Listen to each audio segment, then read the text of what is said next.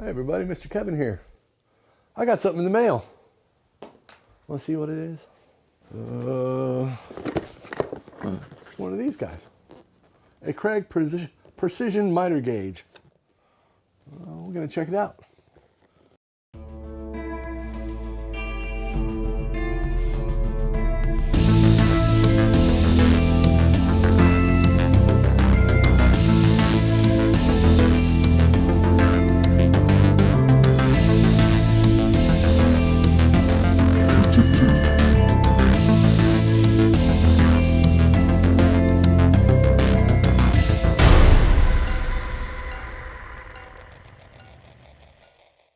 Talking the other day to a friend of mine who has the Incra miter gauge thing, and he likes it, but it was a little expensive, and he has some problems with it. So I thought I'd try this because he's got one, and I can always use it if I wanted to. So I'm going to see how this one works.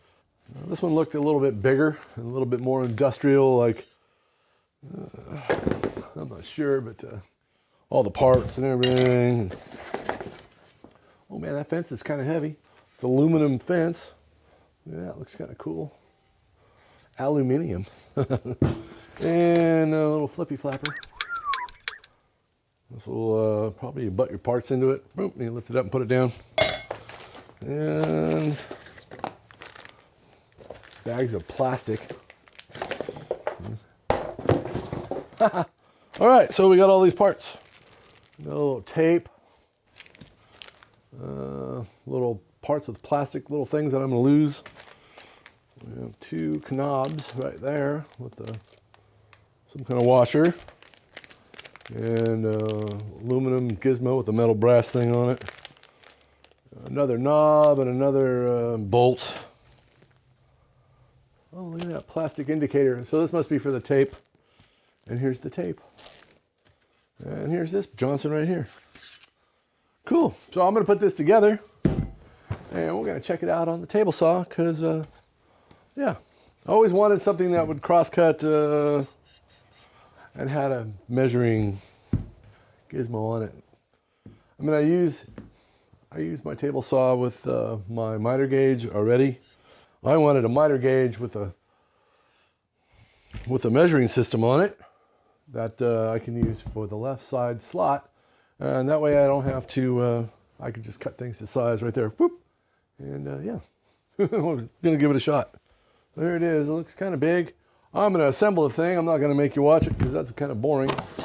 And go recycle all this cardboard. Good golly. And yeah, so I'm going to build all this with these little parts right here. I'm going to see how it goes together.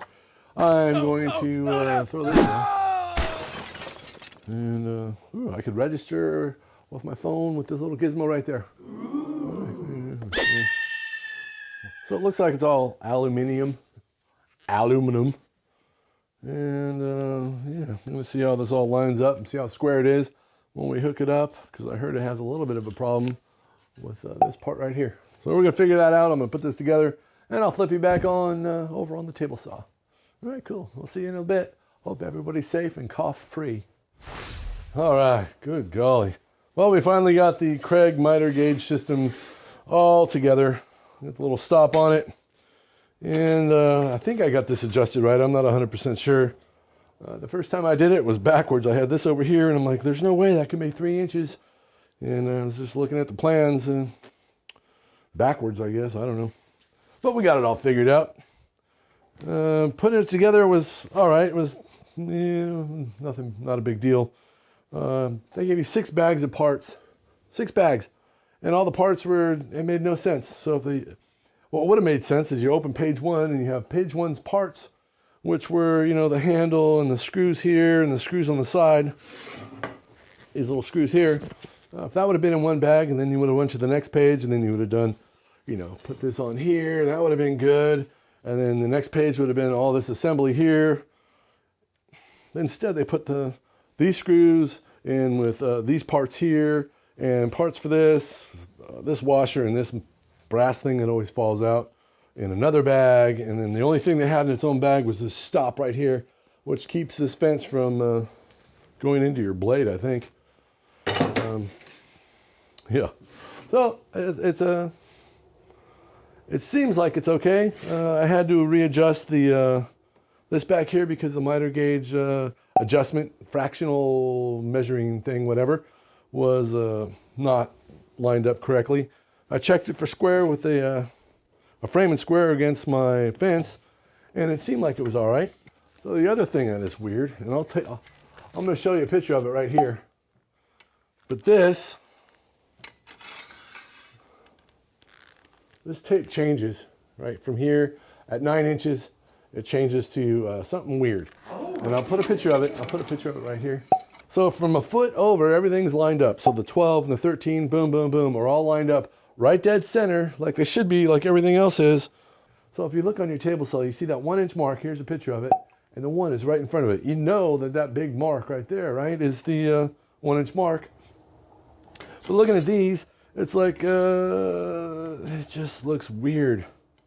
So it's just one of my things, I guess, just weird. Anyway, so let's try this thing out. All right, here we go. So we're going to square cut that Johnson. Set at 11. Oh, this isn't real accurate, but that says 10 3/4. So how can that be? Wow. All right, that's the problem with these lines. And there's a picture of it right here. 10, so there's 10, right? And there's a line right in the middle of it. That is probably 9 3/4. How can that be? That's just weird. That is completely weird. So at 12, it's dead center. I'm gonna get a piece and cut it at 12. See if this is right. Because this is 10 3/4. You can't differentiate between 9 3/4 and 10. That could be a problem.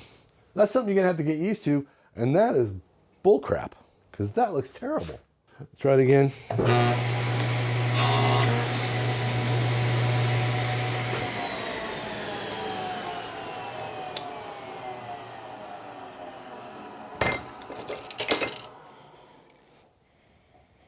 Right on 8 inches. All right, let's do something I can use on this caliper here. We'll try 4 inches. Yep, loosen this up, slide it over to 4. So the 4, yep, it's the line right in front of the 4, which is about a 1/4 inch away. Just looks weird to me, I don't know. Here we go.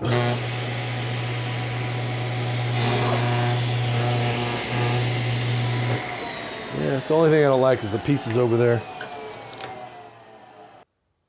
It's a 30-second off.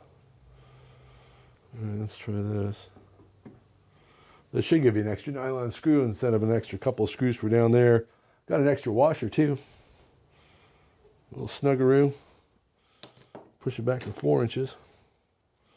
Try cutting that at 4. Sugar.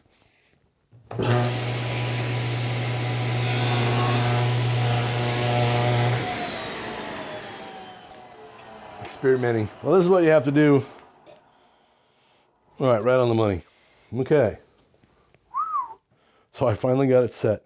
So it just looks weird. All right, well, there we go. So that's the size. Now I want to try something like this. I don't know how big of a piece you can cut and how square it's going to be. So what I'm going to do is I'm going to square this cut up over here.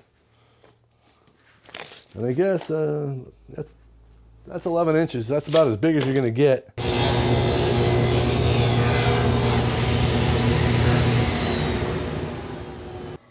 Yeah, square. That's pretty damn good. All right, let's say I want to cut something that's 12 inches. Let's go over here. Here we go. It says it's right at 12.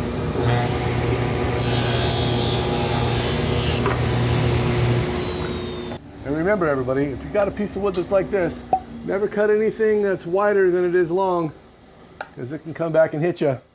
Happens. I've seen it happen dozens of times. A safety alert.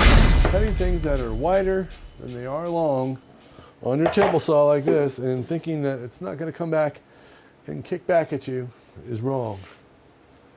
It's terribly wrong. You never cut anything wider than it is long. I don't care if you're cutting it right down the middle. I'm gonna cut this in half.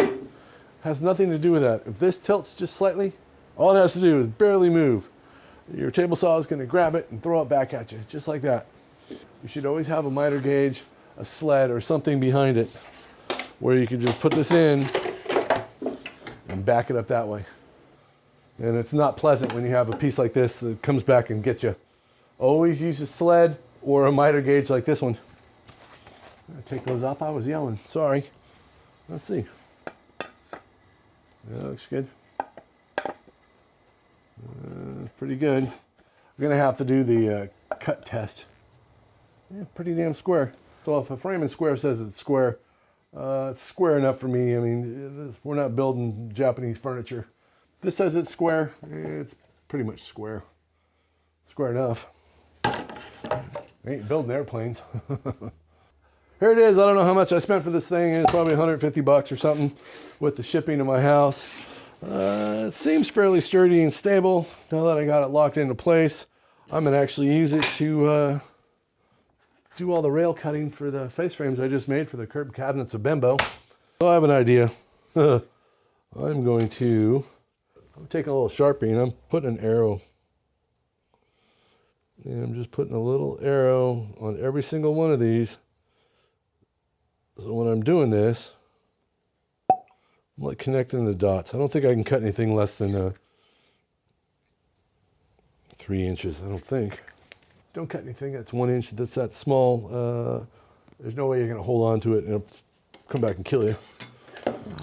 It's always exciting getting a new tool and make sure everything's in place there. Oh, and another weird thing, they have this, there's a little cap right here and on the directions. It just showed it. Something flapper cap, blah. It didn't say where it went. And I finally figured out it went in that hole. So I guess it makes this a little stronger or something. I think that the directions you always get are translated so many times it doesn't make sense. Sometimes it goes from English to Spanish to German to Chinese back to English again. And, yeah, you know what I mean. If you ever have to put the stuff together, it's better just throw the damn things away and try to figure it out yourself. It'll make more sense. The pictures help, but other than that, no. All right, well, there you go with the Kreg miter gauge system with the flippy flapper. Seems to work all right. We'll see how it goes in about a month, see if I broke it yet. All right, everybody. Well, I got to go. Oh, yeah, and I saw this on the YouTube. Somebody said, oh, don't try to put it in way over here because it's a pain in the butt. And it really is. You got to, it really is kind of a pain in the butt. You take this end, you put it down in the slot, and you pull it back towards you. Whoever that was that I saw that on the YouTubes, good job, buddy. It does work easier to put it in front of your saw and pull. Yeah. All right, everybody. Well, thanks for watching. Thanks for subscribing. If you're new to the channel, subscribe, like, hit the notification bell. And as always, fling, fling, the bang, bang. Yeah, that's a good one. You have an awesome day. Go outside and play. Hug somebody you love, but from a distance if they're not feeling well. And we'll see you next time right here on the YouTubes on Woodworking with Mr. Kevin. Thanks for watching. Bye. I'm not throwing anything at you. We're going to do the disappearing trick. Ready? Here we go. I'm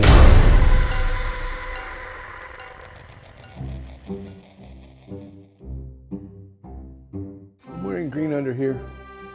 My underwear is green. Does that count? And now we're going to try cutting something. Let's see what this is.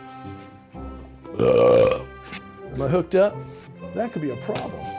How's it going to work? I don't know how. Yeah, that was good. How's it going to work? How does that work when that doesn't go in there like that? This is just stupid. That makes no sense to me at all. But that might have something to do with the angle of the dangle too. I don't know. I ain't building airplanes. All right.